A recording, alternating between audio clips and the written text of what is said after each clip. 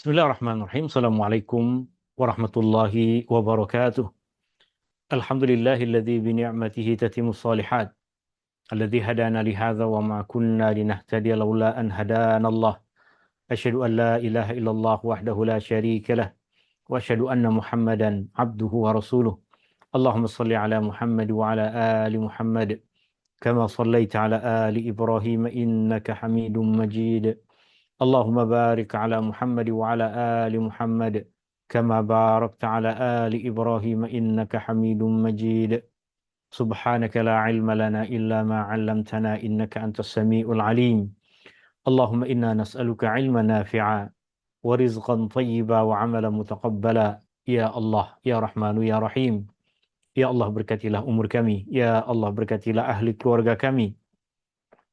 Ya Allah berkatilah ilmu yang kau ajarkan kepada kami. Ya Allah berkatilah rizki yang kau limpahkan kepada kami. Ya Allah berikanlah kepada kami ilmu yang bermanfaat.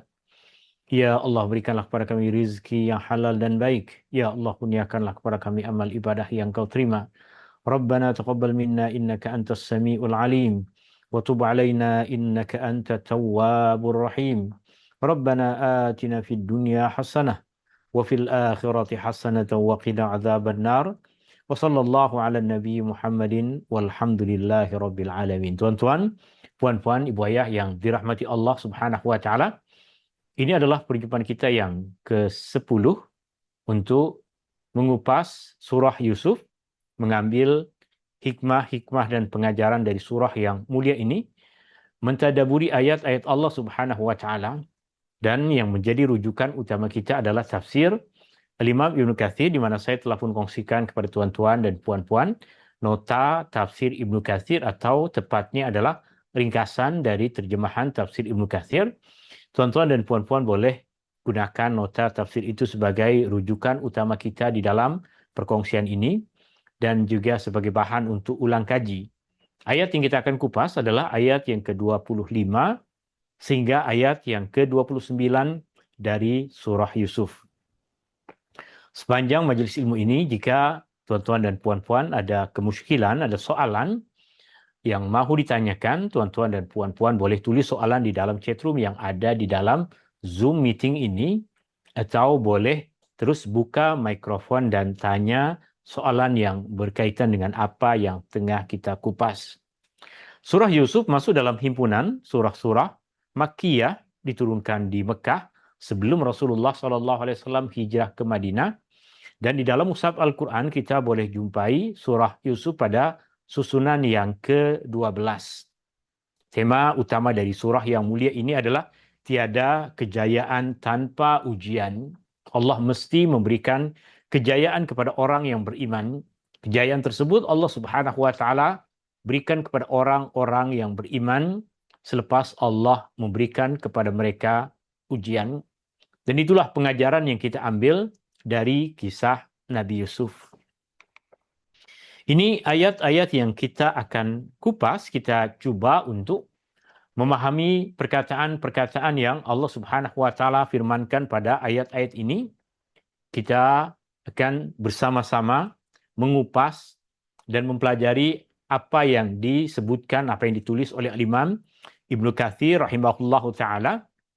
Dan kita, yang paling terpenting adalah kita boleh mengambil pengajaran dari ayat-ayat ini, kita boleh mengambil pengajaran dari kupasan Al-Imam Ibnu Katsir rahimahullahu taala, pengajaran yang boleh memantapkan keimanan kita, mempercantik penghambaan diri kita kepada Allah Subhanahu wa taala, pengajaran yang bermanfaat bagi kehidupan kita di dunia sehingga ke akhirat.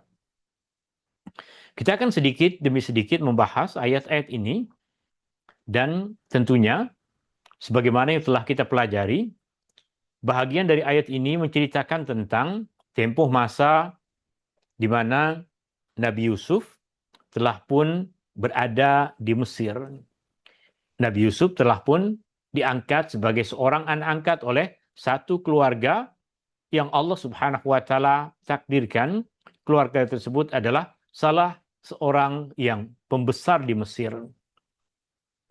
Dan kita akan sampai kepada ayat di mana memberikan perincian ujian yang Allah Subhanahu wa taala timpakan kepada Nabi Yusuf selepas godaan yang dilakukan oleh istri kepada raja, istri kepada penguasa Mesir ataupun istri kepada menteri besar Mesir.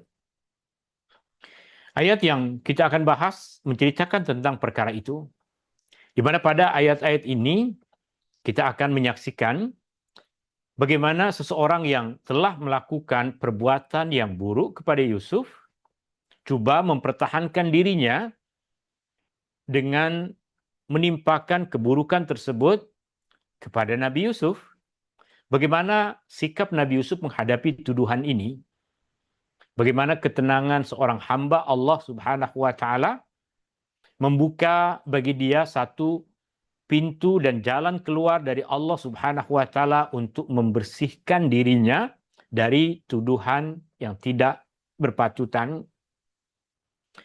Kita tengok pada permulaan ayat yang ke-25, Allah Subhanahu wa taala berfirman, A'udzubillahi minasyaitonir rajim. Wastabaqal baba wa qaddat qamisahu min duburi wa alfaya sayyidaha ladal bab. Wastabaqa, dan kedua-duanya bersegera, kedua-duanya berlumba. Perkataan wa sudah tentu kita faham maksudnya adalah dan. Perkataan istabaqa bermaksud kedua-duanya bersegera atau kedua-duanya berlumba. Di mana perkataan yang bermaksud kedua-duanya, mana perkataan yang bermaksud dua? Di dalam perkataan ini, di dalam perkataan istabaqa, kita nampak di penghujung perkataan istabaqa ada huruf alif. Tambahan alif tersebutlah yang memberikan kesan makna bahwa perbuatan ini dilakukan oleh dua orang, perempuan tersebut dan Yusuf berlari ke arah pintu. Istabaqa.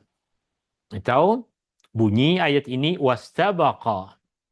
Kedua-duanya, Yusuf dan perempuan tersebut bersegera berlumba albab, pintu.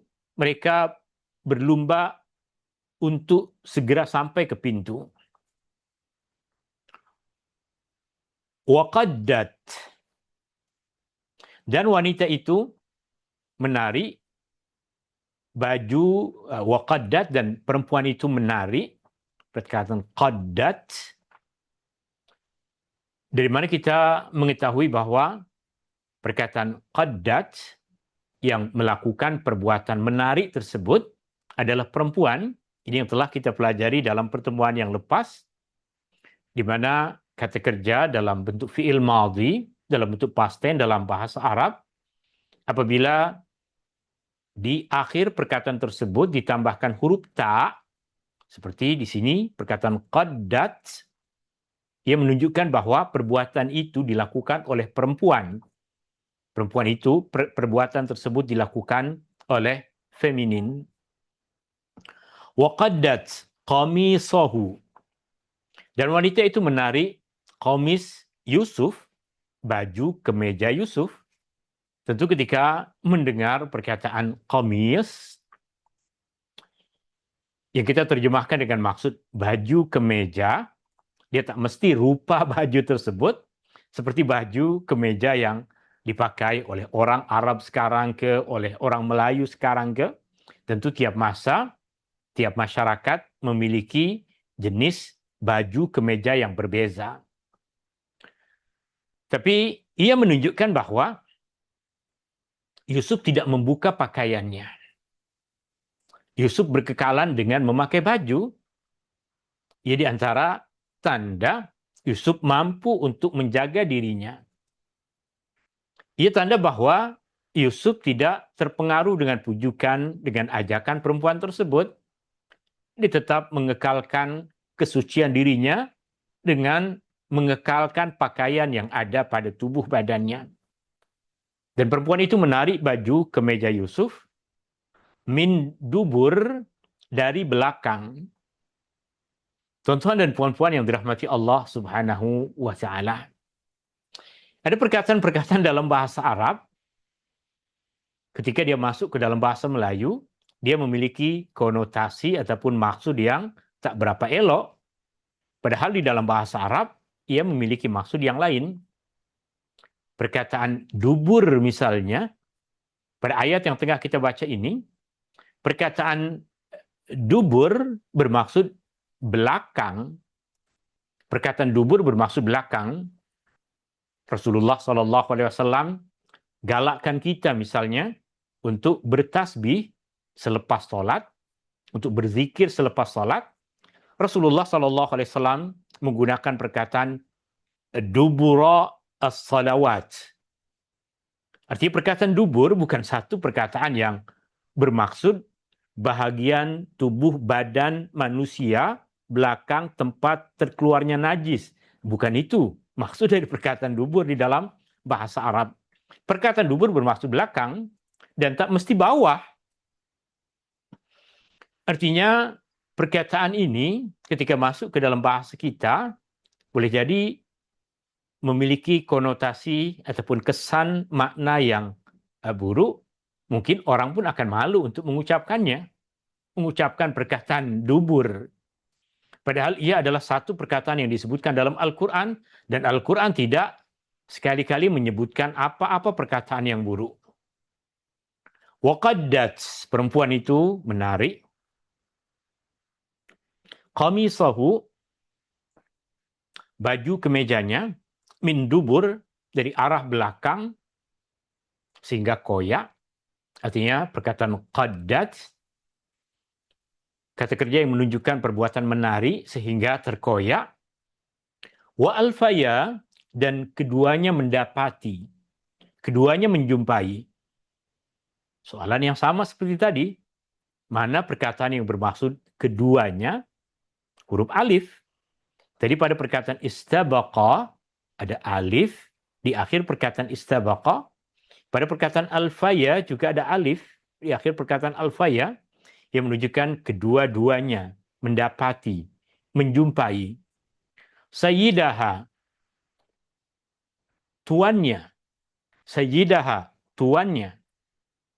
Tuan di sini digunakan untuk maksud suaminya, suami kepada perempuan tersebut, yaitu tuan rumah. Azizu Mesir, penguasa Mesir pada ketika itu. Ladal bab, di muka pintu, ataupun di dekat pintu. Imam Ibnu Katsir rahimahullahu ta'ala memberikan kepada kita perincian makna agar kita boleh memahami apa yang tengah terjadi di sini.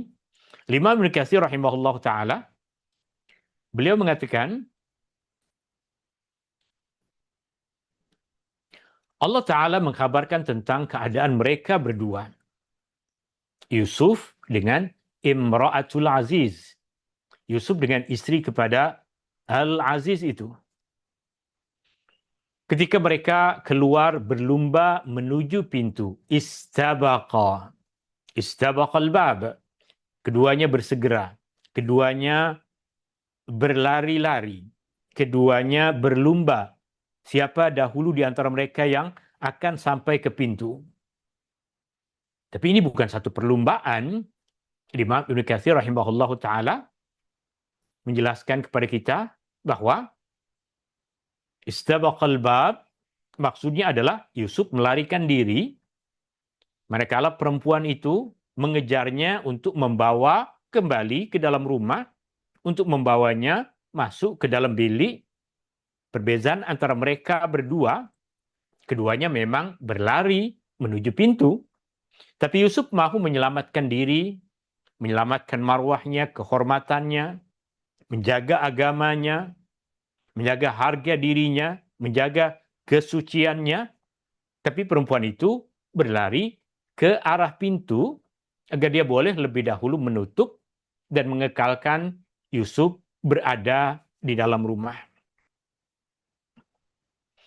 Imam Ibnu Katsir kemudian memberikan perincian, perempuan itu sempat mengejarnya di pertengahan jalan lalu memegang bajunya dari arah belakang.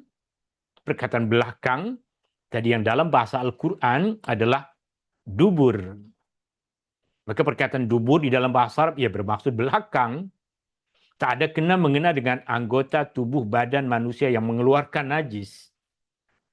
Tapi para ulama dahulu menggunakan perkataan kiasan agar menyebutkan perkataan yang elok untuk maksud tempat keluar najis dari belakang manusia, maka mereka gunakan perkataan dubur. Tapi lepas masuk ke dalam bahasa kita jadi memiliki konotasi yang tak elok dari perkataan dubur.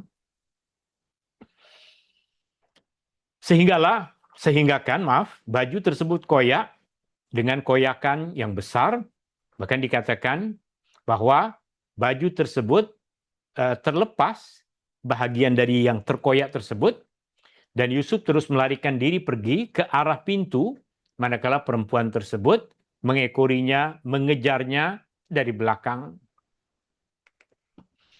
Dan berasaskan kepada ayat tadi, tiba-tiba mereka berdua mendapati tuan rumah. Al-faya sayyidaha. Ladal bab, berada di pintu. Mereka berada di dalam berdua. Ketika Yusuf membuka pintu, didapati suami kepada perempuan tersebut, tuan rumah, berada di muka pintu. Pada saat itulah, perempuan tadi mahu mengeluarkan dirinya dari situasi cemas itu, dari keadaan yang genting itu, dengan helah dan tipu dayanya. Dia menganggap bahwa dirinya lah yang menjadi mangsa. Lalu berkata kepada suaminya untuk melepaskan diri dia, untuk membersihkan dirinya, dengan melemparkan tuduhan tersebut kepada Yusuf dengan keburukan yang sebenarnya ada pada diri perempuan itu sendiri. Perempuan itu terus berkata untuk membela dirinya dengan mengatakan, qalat, wanita itu berkata. Perkataan qalat, dia berkata, dia yang dimaksud di sini adalah perempuan itu. Soalannya sama macam tadi, macam mana kita tahu perkataan qalat ini maksudnya adalah perempuan itu? Sebab ada huruf ta. Huruf ta menunjukkan bahwa kata kerja ini adalah kata kerja yang dilakukan oleh feminin. Qalat, perempuan itu berkata, ma jaza'u, ma apakah, ma apa, apakah, jaza balasan, ma jaza'u apakah balasan, man sesiapa, arada menghendaki, bi ahlika terhadap istrimu, terhadap ahli keluargamu, su'an perbuatan jahat, perbuatan buruk. Perempuan itu berkata, apakah balasan yang layak untuk didapatkan oleh seseorang yang mahu melakukan perbuatan jahat, mahu melakukan perbuatan buruk terhadap istrimu, terhadap ahli keluargamu. Itu yang perempuan itu katakan kepada suaminya, menuduh Yusuf dengan tuduhan bahwa Yusuflah yang mahu melakukan perbuatan jahat itu. Artinya menuduh Yusuf, dialah yang mahu melakukan perbuatan keji itu terhadapnya. Perempuan itu memandang dan menegaskan tentu tiada lain balasan yang layak untuk didapatkan oleh orang yang melakukan perbuatan jahat kepada ahli keluargamu, kepada istrimu, illa ayyus jana aw azabun alim.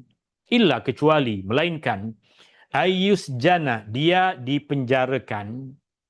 Itulah balasan yang layak untuk dia dapatkan. Dia dipenjarakan. Aw azabun alim, atau siksa yang menyakitkan. Artinya sama ada dia dikurung atau dipukul dengan pukulan yang kuat lagi menyakitkan. Perempuan itu yang mahu melakukan perbuatan keji kepada Yusuf. Yusuf menolak. Yusuf pula yang dituduh sebagai orang yang mahu melakukan perbuatan keji tersebut kepada perempuan tadi. Dalam keadaan seperti ini, tuan-tuan dan puan-puan yang dirahmati Allah Subhanahu wa taala. Ketika ada orang melemparkan tuduhan kepada kita, adakah kita patut diam? Ketika kita rasa ada orang mencurigakan kita, adakah kita patut diam? Tidak. Kita patut menunjukkan sesuatu bahwa kita tidak bersetuju dengan apa yang dituduhkan itu. Rasulullah Shallallahu Alaihi Wasallam pernah satu malam ketika Rasulullah Shallallahu Alaihi Wasallam tengah beriktikaf di masjid, tentu ini terjadi pada bulan Ramadan. Rasulullah tengah iktikaf di masjid.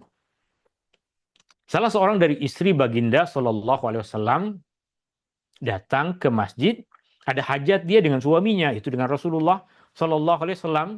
Maka mereka pun duduk di dalam masjid di malam hari, sembang, cakap ini, cakap itu, sehingga larut malam, dan Rasulullah Shallallahu Alaihi Wasallam mahu hantar balik istri Rasulullah Shallallahu Alaihi Wasallam ke rumahnya. Sebab Rasulullah Shallallahu Alaihi Wasallam tengah i'tikaf, Rasulullah Shallallahu Alaihi Wasallam boleh, orang yang beriktikaf boleh keluar dari masjid, kemudian jika ada hajat, keperluan yang mendesak, kemudian dia boleh patah balik lagi ke masjid. Rasulullah Shallallahu Alaihi Wasallam keluar, bawa istrinya untuk pergi ke rumah beliau, radhiyallahu anha. Tapi masa tengah melintas satu lorong, ada beberapa orang sahabat yang tengah duduk di lorong tersebut, di laluan tersebut. Ketika mereka nampak Rasulullah Shallallahu Alaihi Wasallam mahu melintas lorong tersebut, mereka pergi. Maka Rasulullah Shallallahu Alaihi Wasallam panggil mereka, suruh balik, panggil mereka. Dan Rasulullah Shallallahu Alaihi Wasallam mengatakan, ini adalah istri saya. Ini adalah Fulana binti Fulan, maksudnya istri Rasulullah Shallallahu Alaihi Wasallam. Maka para sahabat tadi mengatakan kepada Rasulullah, ya Rasulullah, mana mungkin kami menuduh engkau melakukan perkara yang buruk. Maksudnya, para sahabat tadi tidak mungkin mereka menuduh Rasulullah SAW keluar di malam hari bersama dengan perempuan yang tidak halal bagi Rasulullah. Tapi bayangkan, jika cerita tersebut tersebar, jika para sahabat tadi bercerita kepada istrinya, kepada jirannya, kepada kawannya, bahwa malam tadi saya nampak Rasulullah malam-malam keluar dengan seorang perempuan. Perkataan seperti itu ketika didengar oleh orang yang tidak tahu konteks dan keadaan akan menyebarkan fitnah. Maka untuk menghalang benda itu terjadi, Rasulullah SAW panggil orang tersebut dan sebutkan apa benda yang sebenar. Lepas itu, jika orang nak fitnah, jika orang munafik mahu memfitnah, itu urusan mereka. Tapi kita yang rasa tertuduh, kita perlu menjelaskan tentang perkara yang sebenar. Itu yang dilakukan oleh Yusuf di dalam keadaan ini. Ketika perempuan tadi melemparkan tuduhan kepadanya, Yusuf tidak diam, dia pun tidak gegabah, dia pun tidak teriak, dia pun tidak memaki-maki, tapi dengan tenang, Yusuf membela dirinya. Imam Ibnu Katsir rahimahullahu ta'ala mengatakan, ketika itu juga Yusuf membela dirinya dengan kebenaran dan membersihkan dirinya daripada tuduhan khianat yang dilemparkan kepadanya. Beliau berkata dengan jujur dan benar, qala hiya rawadatni an nafsi. Perlu kita nyatakan sikap jika orang menuduh kita dengan perkara-perkara yang tak betul, jangan senyap, jangan diam, sebutkan apa yang sebenarnya terjadi. Qala hiya rawadatni an nafsi. Yusuf berkata, dia berkata, hiya, dialah, perempuan itulah, rawadatni, yang memujukku. Dialah perempuan itu yang menggodaku, merayuku, memujukku, tanpa ada keinginanku, an nafsi. Yusuf menceritakan bahwa perempuan itulah yang mengekorinya, menariknya ke arahnya sehingga baju kemejanya koyak. Allah Subhanahu wa taala biarkan perkara itu terjadi. Allah Subhanahu wa taala biarkan hambanya melalui ujian-ujian yang berat itu, tapi setiap kebenaran Allah Subhanahu wa taala akan zahirkan. Setiap perkara yang baik Allah Subhanahu wa taala akan berikan bantuan. Kepada masa itu Allah Subhanahu wa taala menceritakan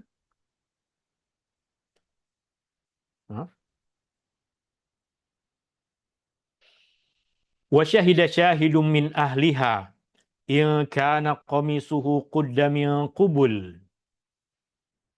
Wa syahida syahidun. Perkataan syahid bermaksud seorang saksi. Perkataan syahida bermaksud memberi kesaksian. Syahida syahidun. Seorang saksi memberi kesaksian. Dan saksi tersebut bukan dari pihak Yusuf. Saksi tersebut disebutkan di dalam ayat ini min ahliha, yang berasal dari kaum kerabat perempuan itu, yang berasal dari ahli keluarga perempuan tersebut. Artinya tak ada apapun kepentingan orang tersebut dengan Yusuf. Saksi tersebut memberi kesaksian dengan mengatakan in kana qamisuhu qudda min qubul. Seandainya baju kemejanya koyak dari depan, perkataan kubul bermaksud depan, perkataan dubur bermaksud belakang, seperti yang tadi dah kita perincikan.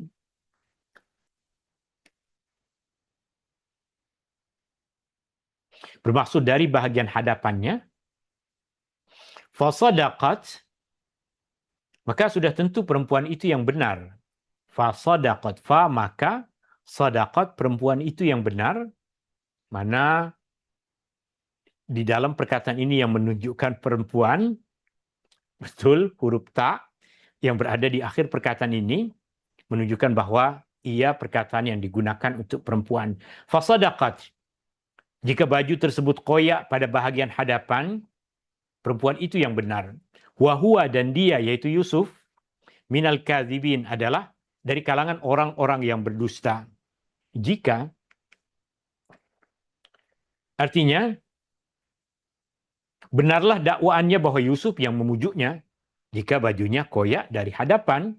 Kerana jika demikian, sudah tentu ketika Yusuf mengajak perempuan tersebut dan perempuan itu menolak, sudah tentu perempuan itu akan menolak pada bahagian depan dan akan mengoyak bajunya yang sebelah depan, bukan belakang, maka sahlah apa yang dikatakannya. Wa in kana qamisuhu, wa dan in jika, kana adalah qamisuhu, kemejanya, qudda ditarik sehingga koyak, min dubur dari sebelah belakang, fakadzabat, maka perempuan itu berdusta. Wa huwa minas sadiqin, dan dia yaitu Yusuf minas sadiqin, dari kalangan orang-orang yang benar. Dan itu yang sebenarnya berlaku seperti yang tadi disebutkan di dalam ayat, yaitu ketika Yusuf melarikan diri daripada perempuan tadi lalu dikejar, perempuan itu memegang baju kemejanya dari sebelah belakang untuk menariknya kembali padanya, yang menyebabkan bajunya koyak dari arah belakang. Maka berasaskan kepada kesaksian orang itu, yang Yusuf tak ada apa-apa kepentingan dengan orang itu pun tak ada apa-apa kepentingan dengan Yusuf memberikan kesaksian jika baju kemeja Yusuf yang koyak itu koyak pada bahagian hadapan, berarti perempuan tersebut tengah mempertahankan dirinya dari gangguan Yusuf. Sedangkan jika koyak pada bahagian belakang, maka Yusuf tengah melarikan diri dari perempuan itu dan perempuan itu menariknya. Itu yang terjadi. Kemudian Imam Ibn Katsir rahimahullahu ta'ala menyebutkan, siapa agak-agak saksi yang disebutkan di dalam ayat ini. Imam Ibnu Katsir rahimahullahu taala menyebutkan 3 pandangan ulama berkaitan siapa saksi itu. Ada yang mengatakan ia adalah lelaki dewasa, ada yang mengatakan ia adalah baby, anak bayi, ada yang mengatakan dewasa, ada yang mengatakan bayi, kanak-kanak, ada yang tak memberikan perincian, janji ahli keluarga dari perempuan tersebut, kaum kerabat dari perempuan tersebut, orang dari pihak perempuan tersebut. 3 pandangan disebutkan oleh Imam Ibnu Katsir. Pandangan yang pertama, saksi tersebut adalah seorang lelaki dewasa.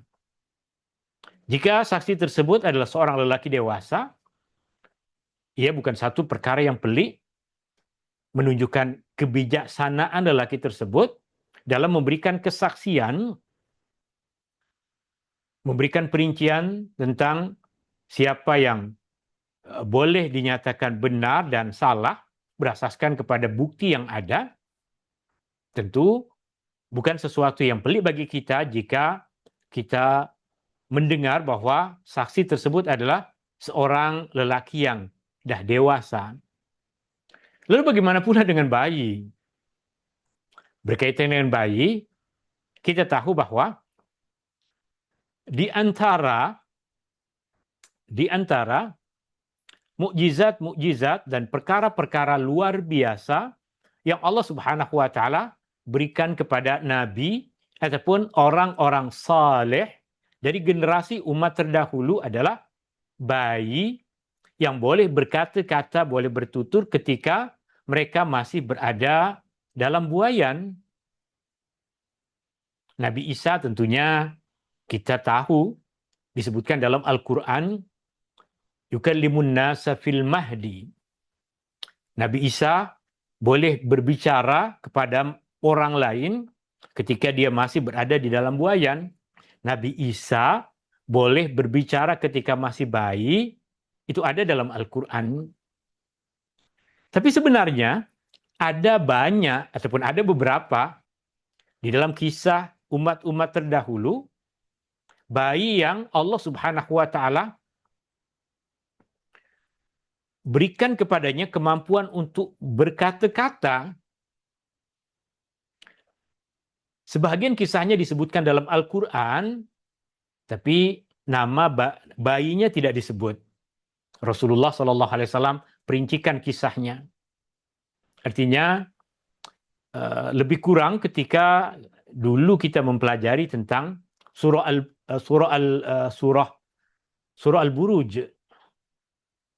Dalam surah Al-Buruj, ketika Allah menceritakan tentang satu raja yang zalim, di mana raja tersebut memaksa rakyatnya untuk mengakui bahwa dia adalah Tuhan, atau untuk derhaka kepada Allah, untuk melakukan syirik. Sesiapa yang menolak apa yang diputuskan oleh raja tersebut, maka akan dimasukkan ke dalam api.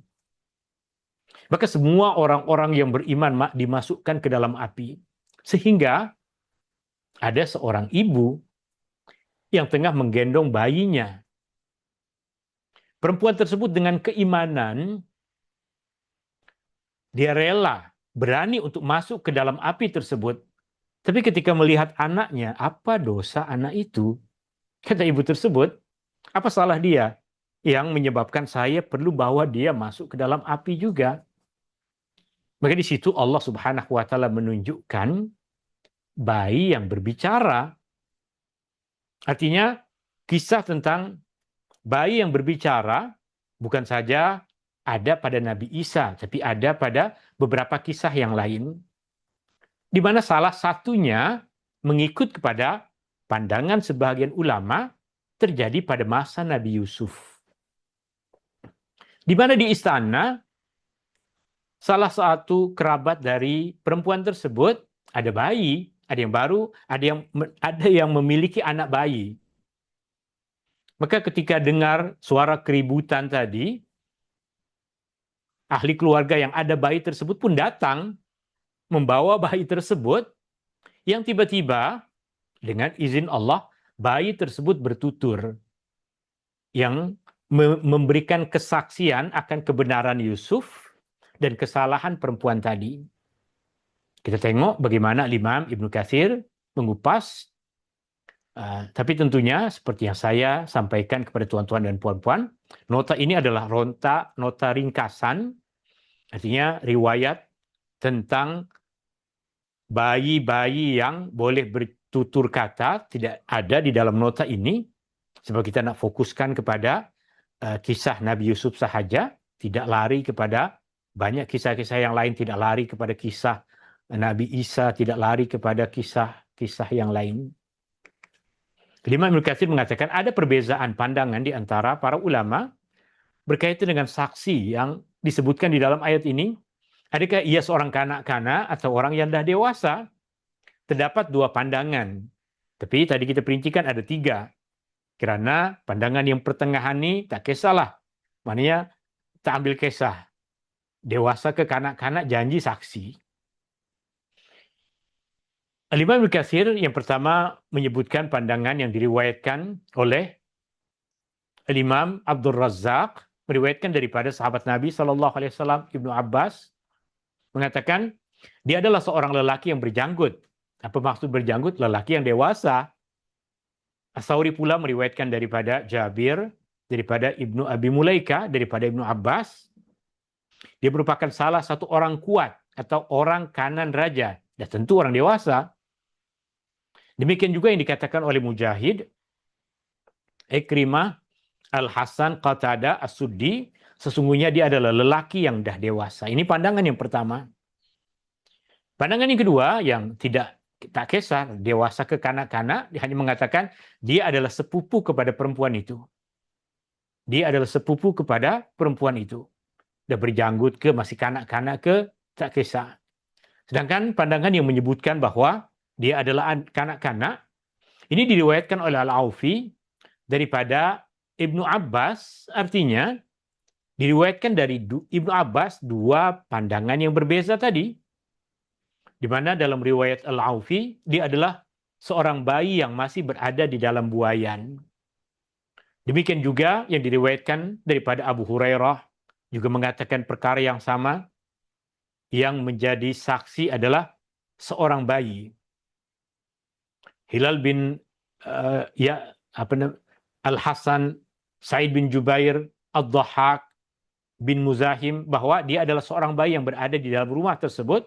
Dan pandangan ini yang dipilih oleh Syekhul Mufassirin Muhammad Ibnu Jarir At-Tabari. Artinya bukan sedikit ulama yang berpegangan kepada pandangan itu bahwa di antara mukjizat Nabi Yusuf adalah Allah bersihkan nama dia dengan seorang bayi yang boleh berkata-kata, yang menjadi saksi untuk membersihkan nama Nabi Yusuf. Selesai pembahasan tersebut, kemudian ayatnya bersambung. Falamma ra'a qamisahu. Maka apabila lelaki tersebut, suami tadi, melihat kemeja Yusuf, qudda min dubur, koyak dari bahagian belakang, bermaksud apabila suami dari perempuan tadi telah yakin akan kebenaran Yusuf dan kedustaan istrinya pada apa yang dia tuduhkan, pada apa yang dilemparkan kepada Yusuf, maka lelaki itu, suami tersebut, mengatakan, dia berkata, innahu min kaidikun. Ini adalah tipu daya kamu. Ini adalah kesalahan kamu. Tuduhan kamu itu adalah tipu daya. Inna kaidakunna azim. Sesungguhnya tipu daya kamu, wahai kaum perempuan, amatlah besar. Yang bermaksud, tuduhan dan celaan yang kamu kaitkan pada marwah pemuda ini, yaitu Yusuf alaihissalam, adalah sebahagian dari tipu daya, wahai kaum wanita. Kemudian lelaki tadi berkata sambil memerintahkan Yusuf untuk menyembunyikan apa yang dah berlaku. Dia tahu perkara tersebut, meskipun istrinya yang salah, tapi ia mengaibkan nama keluarga. mengaibkan nama dia, mengaibkan rumah tangganya, maka dia menyuruh kepada Yusuf untuk menyembunyikan perkara itu. Tak payah sebarkan berita. Awak simpan perkara itu dalam diri. Lelaki tersebut berkata kepada Yusuf dengan mengatakan, Yusufu a'rid an hadza. Wahai Yusuf, lupakan perkara ini. Berpalinglah. Tak payah dipanjangkan apa yang telah terjadi. Bermaksud berpalinglah daripada perkara ini dan jangan kamu menyebut kepada sesiapapun. Artinya meskipun dia tahu istri dia yang buat salah, tapi dia tidak mahu nama dia terbawa buruk dengan apa yang telah berlaku. Tuan-tuan dan puan-puan yang dirahmati Allah Subhanahu wa taala. Selepas itu, lelaki tadi berkata kepada istrinya, "Wastaghfiri li dzambik." Dan engkau wahai istriku, mintalah ampun li dzambik bagi dosamu. Engkau yang bersalah, engkau mintalah ampun kepada Allah. Innaki kunti minal khati'in. Sesungguhnya engkau adalah di antara kalangan orang-orang yang bersalah. Bayangkan, dia tidak marah, dia tidak memberikan hukuman kepada istrinya yang nyata berasaskan kesaksian, sama ada kesaksian orang yang dah dewasa, ataupun kesaksian bayi, lebih lagi, sudah nyata kesalahan istrinya, tapi dia tidak bersikap untuk memberikan hukuman kepada istrinya. Kenapa? Imam Ibnu Katsir rahimahullah ta'ala mengatakan, suaminya berkata demikian kepada istrinya, dan suaminya itu seorang yang lembut wataknya dan bertoleransi. Lembut wataknya dan bertoleransi di sini pada perkara yang tidak sepatutnya. Artinya tak apa. Segala perkara terjadi tak apa. Kita semua tahu, kisah ini terjadi pada masa di mana kebanyakan orang pada ketika itu adalah orang yang beriman. Bahkan Imam Ibnu Katsir sendiri mengatakan bahwa suami ataupun tuan kepada Yusuf di sini adalah seorang lelaki yang beriman. Bukan orang kafir, bukan orang musyrik, tapi orang yang beriman. Tapi kita tahu di antara orang yang beriman, ada yang berperangai seperti itu, tidak ada memiliki kecemburuan ke atas kesalahan yang dilakukan oleh ahli keluarganya. Sekurang-kurangnya menegur, marah, menunjukkan tak suka dengan perbuatan tersebut,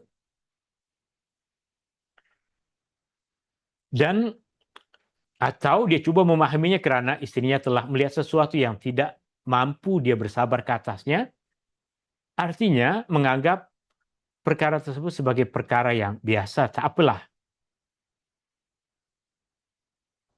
Artinya suami tersebut tak dapat memberikan nafkah yang betul kepada istrinya, sehingga istrinya mahu melakukan perbuatan dosa, dengan mudah dia memaafkannya.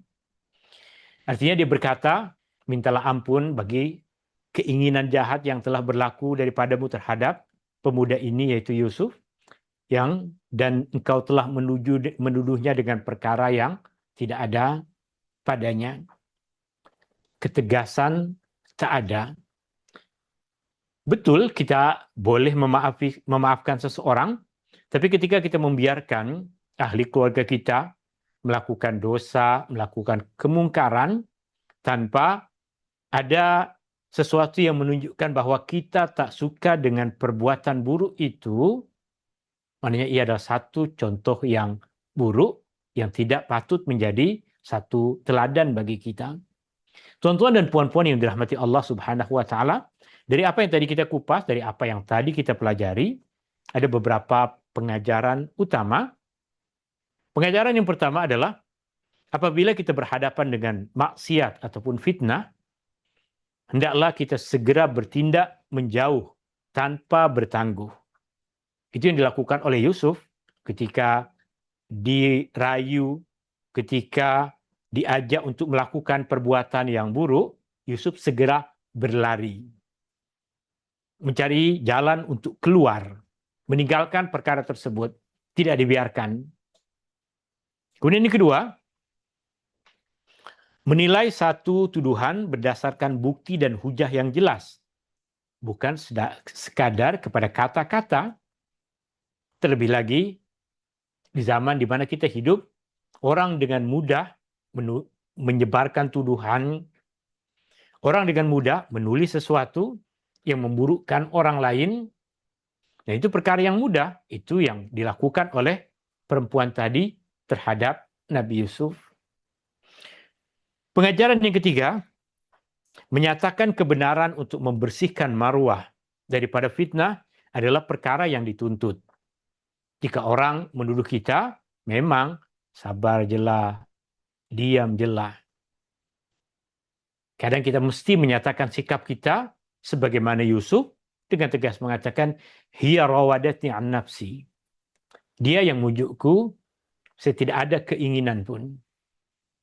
Membela diri ketika kita dituduh adalah satu perkara yang diajarkan di dalam Al-Quran.